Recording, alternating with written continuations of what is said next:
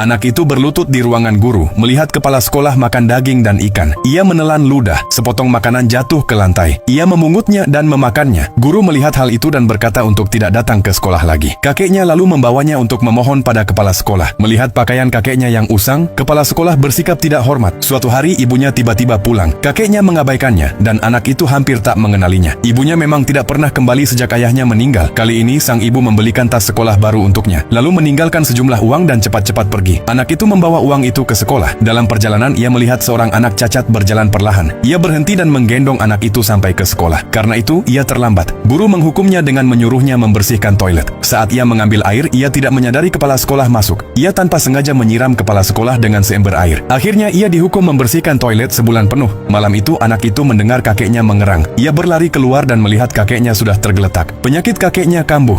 Anak itu segera mengenakan topi hujan dan mencari teman-temannya. Mereka membawa kakeknya ke rumah sakit untuk mendapat perawatan. Anak itu ingin membelikan ikan untuk kakeknya. Lalu ia membeli sekotak es lilin untuk dijual. Namun ia pemalu dan jarang bicara. Ia tidak bisa menjual satu pun. Jadi ia berlutut dan berpura-pura menjadi anjing, membiarkan anak-anak lain menaikinya. Setelah itu barulah orang-orang membeli dagangannya. Keesokan harinya ia terus berjualan. Seorang anak yang menunggangi punggungnya mendorongnya jatuh.